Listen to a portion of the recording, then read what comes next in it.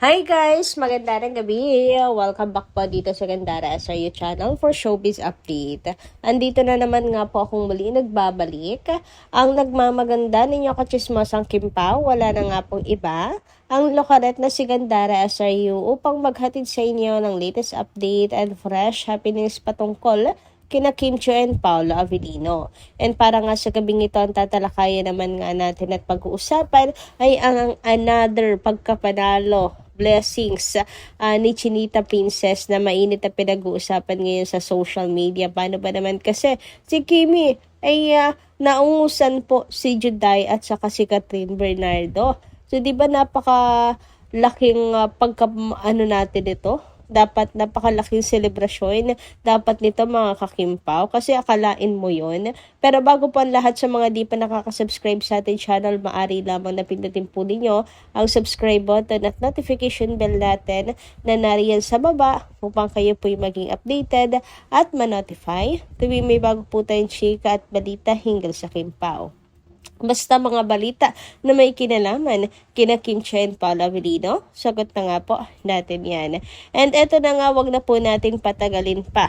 Pag-usapan na nga po natin etong mainit na balita kay Chinita Princess. So mula po sa 20 News, grabe headline pa lang, di ba? Pak na. Iba ka Kim Chiu. Ngayon pa lamang congratulations mula sa mga Kimpaw fan ninyo ni Paolo Avellino. So, sulat po ito, March 18, 2026. Latest mga kakimpaw. So, Kim Chiu, tinalbugan si Juday sa partial results ng all-time primetime queen 2026. OMG. Si Juday lang naman yan. Nag-iisang Judy Ann Santos mga bi. Tapos tatalbugan ni Kimi this 2026. Tama nga talaga yung kasabihan na lahat po tayo ay may tamang panahon. And this is Kim's time to shine. So eto na nga, sabi dito, doble-doble ang saya ng Kim Paulandia sa sunod-sunod na tagumpay ni na Kim Chiu and Paolo Avellino. Syempre, sinong hindi po magiging masaya, diba? Lahat po tayo saksi sa mga pinagdaanan po nila Kim and Paolo. Lalo na yung grabe po, halos parang basahan na kung apakapaka na lang ng mga bashes si Chinita Princess. Diba? Dahil hindi nila gusto na may nabuong Kimpaw, ganyan. So, alam nyo na yung ibig sabihin natin. Kaya naman talagang sobra po, doble-doble ang saya nating lahat. Eto, gaya na lamang ng pamamayagpag sa concurrent viewers ng serye ng Kimpaw sa magkasunod na gabi. Totoo yan. Diba? Bagamat bumaba ng sa second night, ang views, hindi pa rin ito nalaglag sa 300,000 concurrent views. Nanatiling malakas pa rin ang serye sa mga nanonood at pati sa dami ng TV ads. Sobra, paldo-paldo ang management at dami po talagang TV ads. Ngayon naman, umaabante ng todo si Kim sa isang voting pool para sa all-time primetime queen sa social media. Pumwesto sa number 1 si Kim sa partial results na may higit 116,200 votes.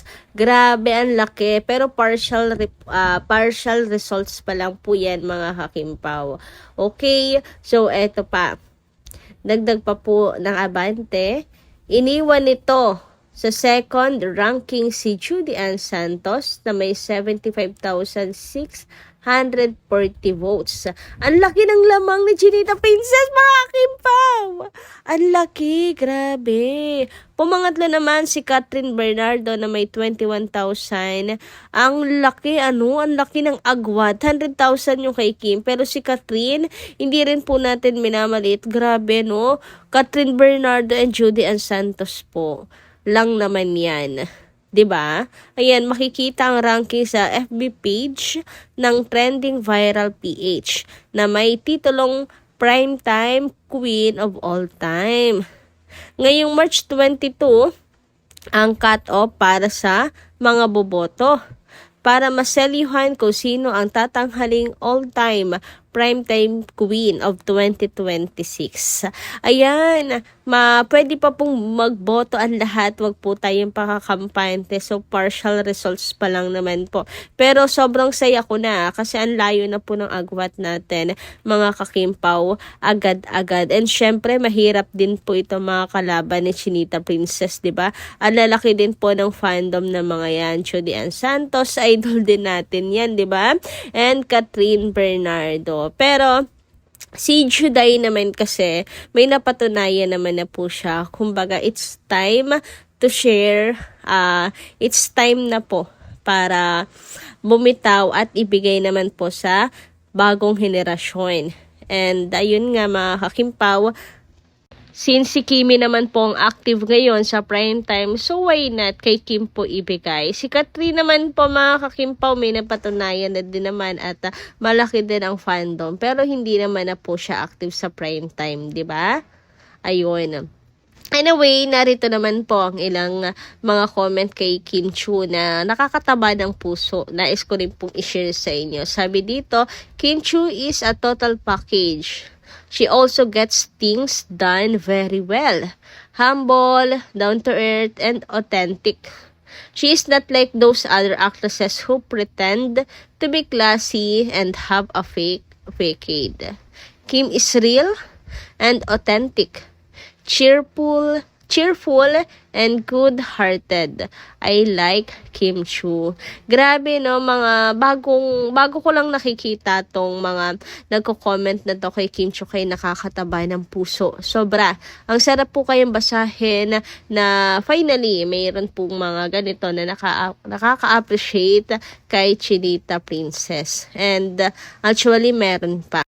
Napansin din po ng iba ang husay ni Chinita Princess at ipinibigay po niya sa kanya pong role. Sabi nga dito, alegria ang kabugera ng taon, hayop sa galing. Ikaw na ngayon ang pinagchichismisan sa barangay namin. Inagawan mo ng trabaho yung mga chismosa sa amin dahil sa'yo wala nang pamilyang nasisiraan. Ikaw na lang kasi yung pinag-uusapan. Hashtag The Alibi Crime.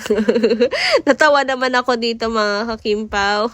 Totoo, talagang hindi lang potok ko sa internet ang The Alibi o si Kim Chu.